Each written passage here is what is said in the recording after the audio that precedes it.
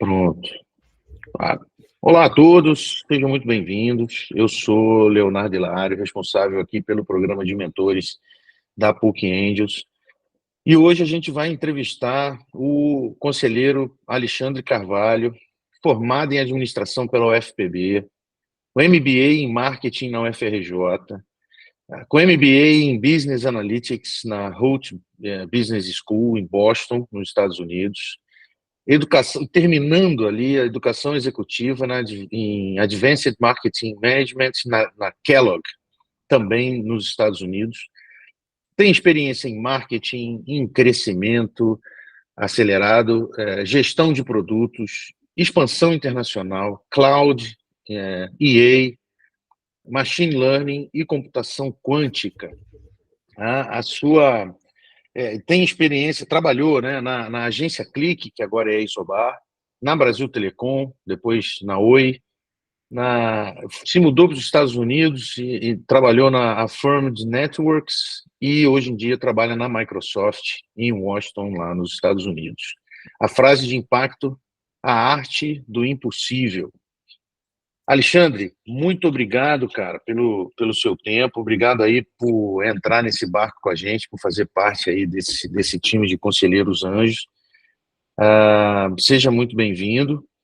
E, cara, gostaria de começar ali pelo início, né? Falando com você do teu início, a tua formação, o que te levou para essa área, quais foram as suas influências para seguir por esse caminho profissional que você está seguindo hoje.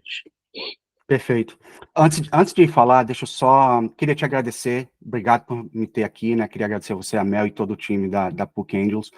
Eu queria só reforçar uma coisa: vocês têm feito um trabalho fantástico. Vocês conseguiram juntar um time com muita expertise, um time global, e eu acho que uma das coisas mais difíceis é que vocês estão conseguindo imprimir uma agenda consistente relacionada ao assunto startup e manter uma produtividade, mesmo considerando a natureza desse time que é descentralizado. E isso é muito difícil. Eu já fiz parte de outros Angels, e, cara, vocês têm parabéns pela seriedade e pela entrega. Assim, tem sido muito bom. Muito obrigado, agora, muito obrigado. Agradeço em nome de todo o time aí.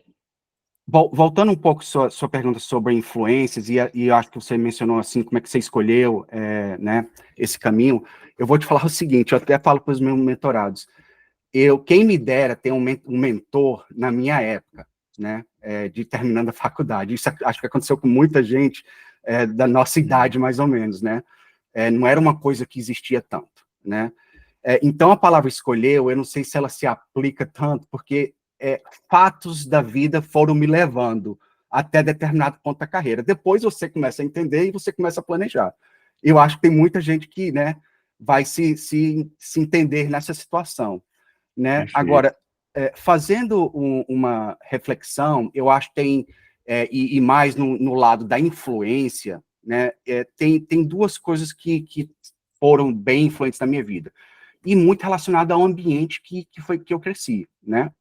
A primeira delas eu tive a oportunidade de morar no Canadá, dos 6 aos 11 anos de idade.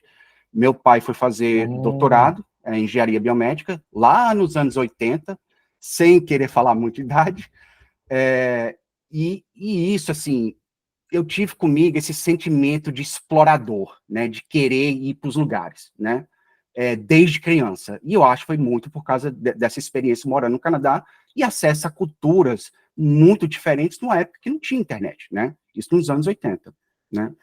E uma outra influência também relacionada à família, também nesse âmbito de ambiente, é que meu pai, ele foi pioneiro em engenharia biomédica no Brasil. E eu lembro, eu tenho essa visão dele, eu ia para o laboratório, porque, né, ele é professor da universidade, e eu ficava lá no laboratório dele, esperando ele para voltar para casa, essas coisas. E eu via ele dirigindo, eu acompanhei várias pesquisas que ele fez, ele construía hardware e software em engenharia biomédica, ligado à cardiologia. E, por outro lado, a minha mãe, ela é artista plástica, tem mestrado e doutorado em História da Arte. Então, eu cresci nesse ambiente que, de um lado, era uma coisa meio professor Pardal, do outro, arte, né? E, assim, minha intenção, quando eu comecei a universidade, era projetar carro, eu queria desenhar carro. Então, um mix de, sabe, assim, sempre de Sim. inovação, tecnologia, mas trazendo um pouco da arte, né? E eu fiz E os engenharia. dois não deixam de ser duas influências criativas, né? Os dois Isso, estavam criando, mas cada um numa área completamente diferente. exatamente. E, assim, e o ambiente, a gente sabe que realmente tem uma correlação, né, grande com o que você vai fazer, né? É uma influência grande. E aí, nessa coisa de fazer engenharia mecânica e esse sonho de desenhar carro, eu fiz 2 anos de engenharia mecânica, só que quando eu descobri, depois de fazer todos os cálculos, que eu não ia desenhar carro, não ia aprender, eu me frustrei e Normal. larguei. Eu larguei, abandonei mecânica e imediatamente fiz administração e me apaixonei pela administração. E aí, juntando essa parte da arte, um pouco mais criativo, foi que eu migrei imediatamente para o marketing e me apaixonei pelo marketing. Então, acho que esse foi o início, vamos dizer assim, das minhas influências e dos caminhos que eu comecei a trilhar. Cara, que fenomenal, que fantástico. É muito engraçado, porque você vai fazendo as entrevistas com os conselheiros e você acha, né, que vai ser mais ou menos tudo igual, e não, cada resposta é uma completamente diferente da outra, e é muito legal ver esse início, assim, de cada um. E eu tenho experiência, eu fiz engenharia também, não vou revelar a idade, mas eu acho, pelo que você falou aí, a gente é meio que contemporâneo. É, eu fiz engenharia também, e a quantidade de gente que sai depois do ciclo básico, depois de ter feito todos os cálculos e tudo mais, para fazer administração, é um negócio incrível, assim, é muita gente. É, E o que eu acho legal, cara, assim, eu queria que você contasse agora para a gente. Normalmente a gente pergunta de uma experiência numa empresa ou fala da última empresa, que já uhum. tem bastante assunto, você está na Microsoft aí vendo coisas de ponta. Só que eu acho legal você contar também um pouco da tua história, porque você meio que estava consolidado aqui no Brasil. Pelo que eu entendi, você soltou tudo, largou tudo aqui, foi empreender nos Estados Unidos, entrou numa startup americana, né? Conta um pouco dessa migração aí entre Brasil e Estados Unidos para a gente, como é que foi isso? Conta, é o seguinte, lembra ainda no tema desse sentimento de querer explorar, de querer sair, né? Então, assim, por exemplo, eu tinha saído de João Pessoa, morava em Brasília, né? Passei pela Brasil Telecom, a Brasil Telecom Sim, a Oi comprou a Brasil Telecom, eu fui para o Rio. Então, a minha carreira, eu passei 13 anos, quase 15 anos em telecom, né? Uma parte legal. em consultoria na agência Clique, da agência Clique fazendo um trabalho para a Brasil Telecom, eu migrei para a Brasil Telecom, e fiz a minha carreira em telecom. Só que quando você para pensar assim, cara, telecom, quem pegou o boom, né, e pelo que eu vi, você também trabalhou, né, teve alguma É, relação com o telecom, nos anos de 2002, 2005, 2006, expansão de banda larga, né, expansão das telecom em tudo quanto é cidade, plano de banda larga, nacional de banda larga, né, teve exato. um boom de capex, né? Que todo ano, por exemplo, a Oi, ela investia 5 bilhões. Né? Imagina das operadoras Verdade. investindo 5 bilhões de reais para expandir a infraestrutura. Então, assim, quem pegou esse boom trabalhou em projetos relevantes, né? E estava criando coisas interessantes. Mas quando chegou em Exato. 2013, 2014, começou assim uns caras. 2012, começou uns papos de turnaround, lembra? Tudo era turnaround. E aí todo ano começou aquela coisa de turnaround, turnaround, e você só andando para trás. Corta investimento, caiu de 5 bilhões para 1 bilhão. Nesse ambiente, uma coisa importante é que assim, você para de aprender, e eu parei de aprender. Eu não estava fazendo mais nada novo, né? E uma coisa que eu Interessante. tenho comigo, assim, você não pode parar de aprender. Independente de onde você está, você tem que estar sempre aprendendo. Se você está na sua zona de conforto e não está aprendendo coisa nova, está na hora de sair. E aí eu tinha esse sentimento assim, cara, eu não estou criando nada, eu não tô aprendendo nada novo. A empresa está andando para trás, porque não está criando, só está fazendo plano de otimização. E eu meio que cansei disso, né? E é sabe aquela coisa mais pessoal assim, você trabalha o dia inteiro, você não vê seus filhos, e você não está É, criando coisa, você não está adicionando capabilities, vamos dizer assim, né? sim, e Você no não, final o que importa é uma planilha de Excel lá que se azul exatamente, está vermelho, você não cria mais nada, você só preenche o exatamente. Excel ali. né? E eu achava que eu podia mais, né? Eu achava que eu tinha potencial para fazer mais. E aí, como juntando com esse papo de assim, eu queria morar fora, eu queria voltar, né, talvez um país como o Canadá ou Estados Unidos, eu tinha uma questão do inglês que eu queria, sabe, assim, saber falar inglês, escrever inglês. Então a gente começou a fazer um plano em 2013 e a gente executou em 2015. Em 2015 eu resolvi sair da Oi. Eu fiz 1 ano e meio de inglês na Universidade da Flórida, estudando estratégia de Uhum. debate, estratégia de conversação, escrever tese, né? Não é um inglês simples, não, um inglês um pouco mais avançado. Eu Sim. emendei o inglês na Universidade da Flórida, depois eu fui fazer um MBA em Boston, né? Fiz um MBA com concentração em Business Analytics, e depois do MBA eu entrei numa startup que era considerado a joia da coroa na tecnologia 5G, né? Então, eu ainda fui para o ramo de telecom, que obviamente era meu expertise, né? Mas uma área de Claro. marketing, né? Eu dirigia, era o head de marketing dessa empresa, e essa empresa, ela era uma startup que tinha fundos da Qualcomm, tinha empresas que a Dell investiu nessa empresa, porque ela resolvia um problema grave que era do mobile core, né, que era o core da network do móvel, né, Sim. que é da Ericsson, Nokia, que são fixos, e ela pegou isso e virtualizou, que o próximo estágio era ir para cloud. E no 5G, você precisa de uma estrutura que é virtualizada, para você conseguir Exato. atender às demandas do 5G. Né? Então, ela é considerada a joia da coroa. Ela já era uma startup, mas ela tinha uns 6 anos e já tinha uns 500 funcionários. Né? Porra. Era bem financiada, mas era considerada startup porque a tese era vender a empresa. Né? Sim. E aí, eles tentaram vender durante esses 6 anos, não conseguiram, assim, tiveram uma certa dificuldade por causa da fase do 5G, e um dos motivos que me chamaram e eu consegui o emprego, é que quando você vai olhar o pitch deles, e eu acho que talvez esse assunto seja um pouco relevante com o assunto de startup que a gente está falando, Claro. né? Era uma startup dirigida por engenheiro, mas aqueles caras de engenharia lá do fundo da rede network, sabe assim, engenheiro mesmo.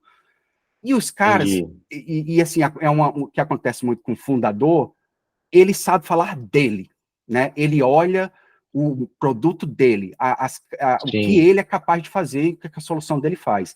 Mas aí não consegue ver isso no contexto, ok, por que é isso importante? Qual o problema que eu vou resolver? Né? Por que as pessoas. Qual o problema que eu vou solucionar daquela empresa? E a gente mudou isso. Quando eu entrei, a gente mudou esse parâmetro de olhar de dentro para fora e começou a olhar de fora para dentro.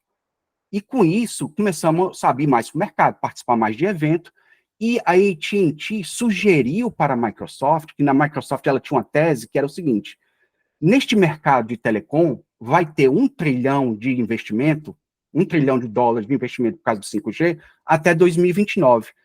Eu não participo muito dessa receita, porque eu só vendo Office, eu só vendo soluções de TI. Como é que eu Exato. transformo esses workloads que são mais pesados de telecom, sabendo que eles vão ter que ir para o cloud, né? Eu preciso comprar essa propriedade intelectual. Então a Microsoft tinha essa tese.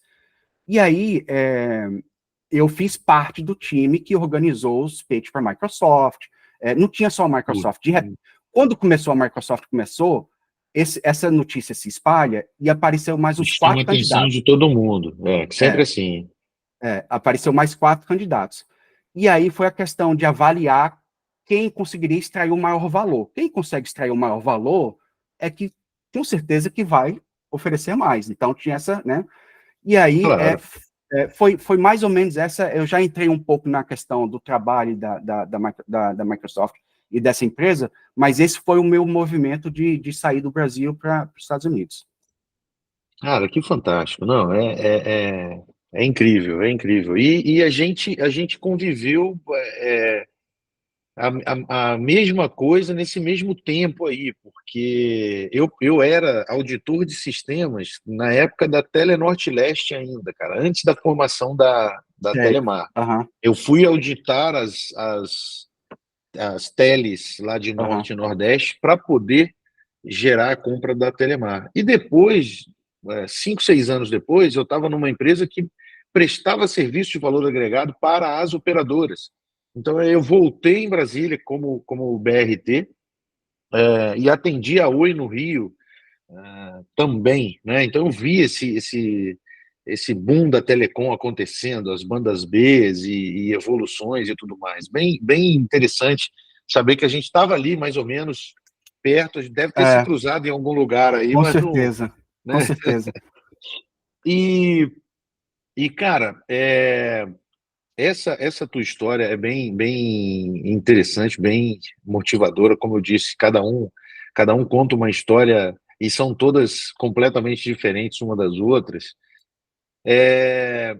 Eu tenho que fazer uma pergunta aqui que eu faço para todo mundo. A PUC Angels, a gente obviamente surgiu desse meio de empreendedorismo, investimento e startup e tudo mais, mas também com o conceito de que a educação pode mudar o mundo, né? A educação é a única forma que pode mudar o mundo. Então a gente também quer ajudar a prover a educação, tanto que nós somos uma associação sem fins lucrativos e todo o lucro gerado pela associação vai ser destinado para fundos de endowment, bolsas de educação, e como ninguém consegue aprender de estômago vazio, então a gente também tem que ter um olhar para o combate à fome e nós vamos distribuir também cestas básicas para populações carentes, tá? Então, fugindo um pouco desse tema aí que a gente estava discutindo, como que você enxerga essa a educação, a influência da educação para mudar o mundo e o combate à fome para ajudar na educação? Como que você enxerga esse tema? Cara, essa é uma pergunta bem interessante, porque é o seguinte, ao mesmo tempo que ela reforça as origens e o propósito da PUC Angels, e é uma das coisas que eu priorizo meu tempo para estar aqui, né, porque você quer trabalhar com gente séria, com gente com propósito, ela lembra e aponta uma realidade triste e crônica do nosso país, que é, sim, a situação, né, para muita gente. Né? E aí, fazendo um pouco da reflexão, eu lembrei, essa pergunta, eu lembrei de um termo que em inglês chama poverty trap, né? Que é como se fosse armadilha da pobreza, ou que esse termo, acho que ele ficou famoso depois do livro do Paul Collier, que em inglês acho que é The Bottom Billion, acho que em português chama alguma coisa como o futuro da pobreza, porque países mais pobres não conseguem sair do lugar. Que ele fala sobre quais são os fatores que fazem com que populações inteiras, comunidades, são condenadas a ficar num ciclo de pobreza, né? Que é um ciclo, né? Você não tem fome, você não consegue estudar, você não tem acesso, você não tem oportunidade, a próxima geração também fica, e todas as gerações ficam naquele ciclo. Quando você olha os fatores que são mais determinantes, todos eles, em inglês, a palavra é man-made, que significa é feito pelo homem. Por quê? Sim. As organizações políticas, são as estruturas de infraestrutura que não tem, são todas dependentes do homem. Né? E quando você olha no livro, ele explora a questão de quais são os fatores e soluções para você sair e migrar e quebrar esse bloqueio, esse ciclo da pobreza. Tem 4 fatores. Dos 4, 3 depende de outras pessoas, também depende do homem. Só um que não depende, e é a educação. A educação é um dos veículos que depende muito mais da pessoa e é um dos veículos que consegue fazer essa De você migração. próprio, né? Exatamente, assim, depende de você. E a educação, dependendo... Cara, tem tanta forma de aprender hoje em dia, acesso, né? YouTube tá cheio de vídeo. As formas hoje de aprender estão tão mais descentralizadas e de acesso, né? Que depende muito mais de você. E é um veículo que você consegue fazer essa migração de classe, migração de situação, né? Isso tem provado, tem estudo econômico falando sobre isso. E eu acho que é Legal. uma pergunta relevante, porque, assim, é um dos motivos que eu estou aqui, né? Esse propósito só reforça isso. Muito legal, muito bom, cara, muito bom.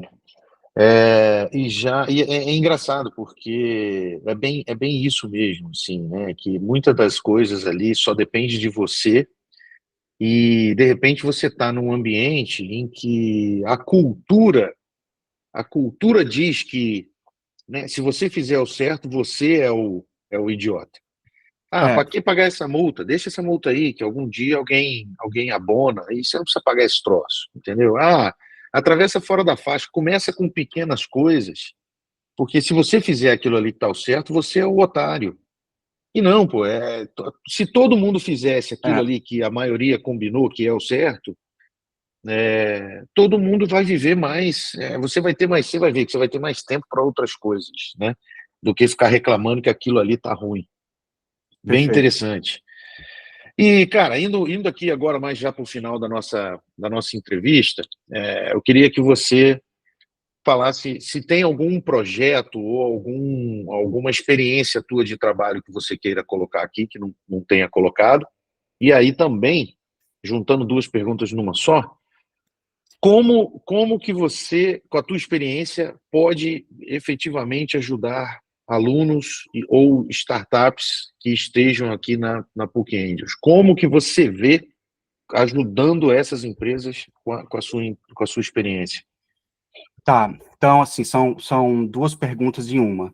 Deixa eu responder a primeira parte sobre, você perguntou sobre projetos e trabalho atual. Eu vou falar sobre isso, mas já fazendo um paralelo de como é que eu, né, como é que eu ajudo, né, uma Legal. startup ou aluno, tá? Hoje, na Microsoft, para você entender, é o seguinte, eu trabalho numa área que chama Strategic Missions and Technology, que seria missões estratégicas e tecnologia. É uma área que é considerada como se fosse uma startup dentro da Microsoft, né? Então, é uma Interessante. área que cuida dos projetos que a gente chama de moonshots, que é assim, quais são as coisas que vão transformar a humanidade daqui a 25 anos, né? E que pode começar a trazer receita daqui a 5 entre 5 e 15 anos, né? Então, são projetos do futuro. Neste contexto, e considerando que é uma área de startup, existem projetos, e aí eu vou voltar um passo atrás, que é o seguinte, na Microsoft, é uma máquina, né? É uma máquina poderosa, é uma máquina que tem Sim. escala, né? Mas nem todas as áreas têm acesso a essa escala, entendeu? Se você não eu vou dar um número aqui, se você não é um business de 10 bilhões de dólares, você não tem prioridade na empresa. Por quê? Porque a empresa tem um faturamento de quase 300 bilhões de dólares e ela tem que focar nas prioridades, né? Exato. Então, por exemplo, existe áreas que centralizam marketing, vendas, né? Mas elas rodam a máquina de business que são acima de 10 bilhões de dólares. Então, para você ter alguma prioridade na empresa, e a gente chama assim, você incuba o negócio, você desenvolve ele, e ele gradua a partir do momento que ele gera um certo valor de receita. Eu estou falando 10 bilhões como uma figura, né? Porque se é uma coisa Sim, sim. estratégica, por exemplo, inteligência artificial é estratégica, né? Pode ser que não tenha 10 bilhões ainda, mas é estratégico, ela ganha prioridade. Então, né, é uma metáfora. Estou falando de forma metafórica. Sim, sim. Você gradua, então assim, eu trabalho numa área que ela começa o negócio do zero, em modo de startup, né?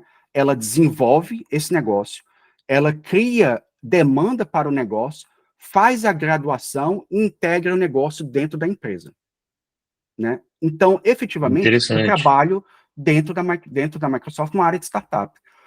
Eu já passei por 3 negócios que graduaram. A primeira foi, quando comprou a empresa que eu estava, terminou, acho que eu não terminei essa parte, a Microsoft acabou comprando a startup que eu estava, né? Ah, sim, sim. Ela comprou a startup que eu estava e, desde então, eu estou no time da Microsoft fazendo essa graduação.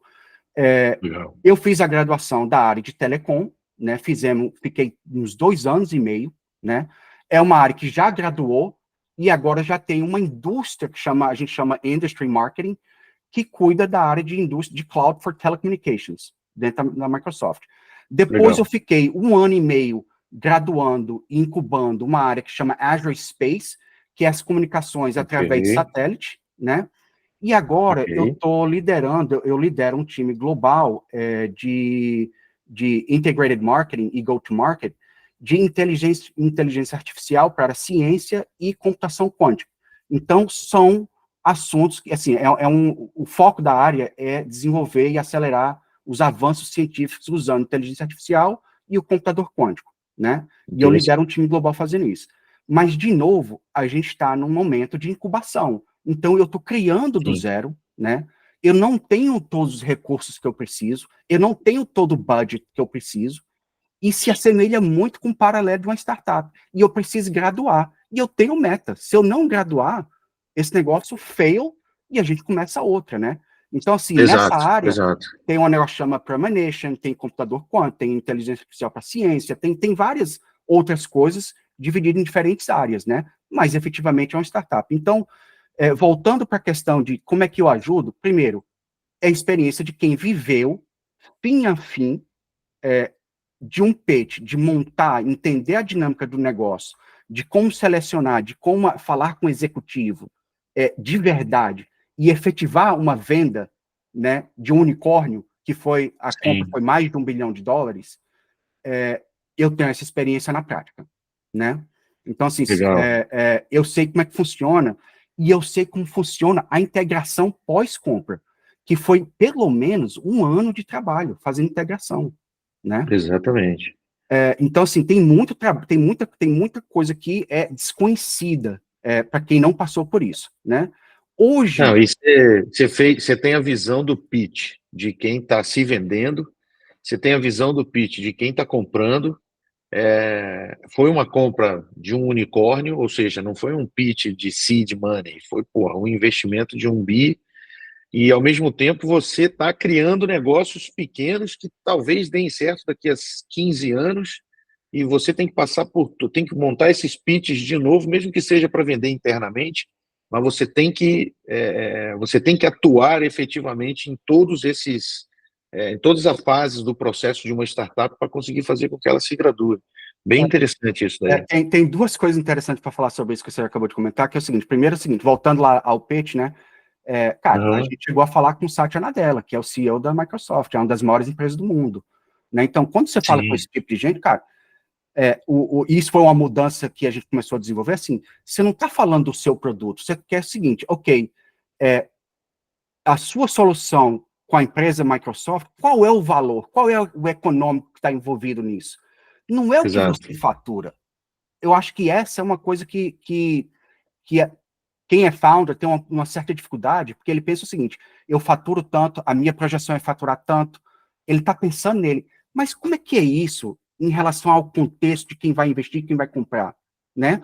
Porque o valor para a Microsoft não era o valor da empresa, o que ela faturava, era o valor do que a Microsoft conseguia transformar com essa capacidade, com essa propriedade intelectual, né? Então, assim, tem toda uma questão, um aprendizado de alto nível nesse quesito. E uma outra, agora eu perdi o fio da meada da outra parte, mas já lembrei, que é o que você falou assim, você continua fazendo, né, isso agora, né, continuo. E é interessante que é o seguinte, existe um modelo, a gente tem um negócio que chama IMF, que é Maturity Framework, né, que é assim, é uma sequência de 55 atividades agrupadas em 6 categorias e 15 subcategorias, né? Que é exatamente passando pelo modelo que a gente tem que seguir, que é assim, tem um modelo de negócio, né? Qual que são as variáveis? Como é o modelo de monetização? Então, é como se fosse um checklist, cada um é o dono e as pessoas precisam vir para a mesa já com a coisa pronta antes de você lançar um negócio novo. Então, eu, no meu dia a dia, eu sigo esse IMF, né? Esse modelo de governança, na prática, de montar negócios que, apesar de não estar sendo, empresa não estar sendo vendida, é uma startup, que é um negócio dentro da empresa, que começa com 0 receita e daqui a pouco é 1 bilhão, 3 bilhões, 4 bilhões de dólares, né? Isso é meu dia a dia. Eu já estou no meu escala bem rápido, né? Eu já estou no 3º negócio fazendo isso dentro da empresa. Então, assim, é meu dia a dia. E eu acho que essa experiência, nesse nível, é o que eu posso somar, né? Que interessante, cara, que Eu posso falar interessante. das outras coisas, né? De marketing, né? Do meu, eu tenho um conhecimento. Eu não quero falar disso porque assim tá lá no meu currículo, tá no meu LinkedIn, você pode ver lá, né? Todo mundo tem experiência em marketing, mas eu acho mais relevante o meu dia a dia aplicado na Exato, prática. exato. Não, e você tem a possibilidade, você vê aí vários empreendedores famosos, o cara fala, não, eu já quebrei 20 empresas, eu já abri 10 empresas e fechei para essa daqui dar certo. Você consegue fazer isso todo dia sem precisar abrir a tua empresa. Você Exatamente. faz, literalmente uma incubadora né, É. de empresas aí dentro. Você vai gerando E assim, empresas sem... se eu for entrar no detalhe, a gente vai ficar o dia inteiro aqui, e não faz muito sentido ficar o dia inteiro, mas assim, por Não, exemplo, ótimo. naquela empresa que a gente comprou, a Firmed, um mês depois, a Microsoft comprou outra empresa, e um mês depois, ela comprou uma área inteira da AT&T. Ela fez uma parceria com a AT&T, comprou a propriedade intelectual, que era um sistema da AT&T, com 80 engenheiros, e trouxe para a empresa. Então, a área que a gente montou, que chama Azure for Operators, que era que eu trabalhei, a primeira que eu trabalhei, ela é Uhum. resultado de 3 empresas diferentes, mais uma área da Microsoft. Cara, tem muita experiência nisso, de você integrar 3 empresas numa, né? E isso é meu dia a dia. Muito legal, Por exemplo, muito a gente legal. agora está fazendo, eu estou na área de computação quântica e fizemos um anúncio do computador quântico mais avançado, tem uma semana isso, e é parceria com startup. A gente fez uma parceria com a Atom, com a Quantinium. Todo santo dia eu estou olhando para o ecossistema, trazendo startup, falando com startup. Isso é o meu dia a dia, né? E Muito interessante. não eu não venho de uma coisa teórica, é o meu dia a dia na prática. Fantástico, fantástico. Muito bom, cara, muito bom. Olha, eu adoraria, é um assunto que me interessa bastante. Eu, por mim, ficava o dia inteiro aqui batendo papo contigo. Mas, infelizmente, eu preciso encerrar. Então, assim, quero agradecer a você mais uma vez por fazer parte aí desse time com a gente, agradecer pelo teu tempo, por essa entrevista e deixar aí um minutinho para as tuas considerações finais para a gente poder encerrar. Tá, não, eu que agradeço primeiro, assim, eu que agradeço a oportunidade, agradeço a plataforma que vocês estão montando. Como eu falei no início, vocês são sérios, e faz Legal. sentido a gente priorizar o nosso tempo, né? Eu acho que como recado final para os, né, potenciais startups, eu acho o seguinte, que quem é founder, quem, né, que está nesse mundo, tem uma dificuldade, e eu vejo isso, tem uma dificuldade de se distanciar, sabe, do que o seu produto porque assim, o foco é sempre no seu produto, no quanto ele fatura, ele está tão embrenhado no que ele consegue fazer, na solução que ele faz, e deixa um pouco de pensar como é que é esta solução no contexto do mundo, né? É um ecossistema? É uma plataforma? Como é que eu vou posicionar isso? Como é que vai ser a minha escala? Eu já tenho um plano de escalar, e eu acho que uma plataforma de mentores como essa tem tanta oportunidade de você acelerar, de conseguir ter esse distanciamento e analisar e dar sentido e fazer ele pensar por outros ângulos, que eu queria deixar uma mensagem de encorajar as pessoas a procurarem a PUC Angels para isso, né? E às vezes, as pessoas ficam muito formais, do tipo assim, eu preciso assinar um protocolo de intenção. Cara, faz no LinkedIn, chama o cara, me explica como é que funciona, faz sentido isso, Hum. testa uma ideia, né? Faz network, conecta. E eu acho que de tudo que eu já vi da PUC Angels, tem tanta gente preparada para ajudar e querendo ajudar, que eu acho que as pessoas ficariam surpresas de tanta vontade que as pessoas querem ajudar. Acho que Isso essa aí. seria a minha consideração final. Cara, muito obrigado, mais uma vez, e eu espero encontrá-lo em breve por aí, cara. Um grande abraço, até Grande mais. abraço, obrigado pelo seu tempo. Tchau, tchau.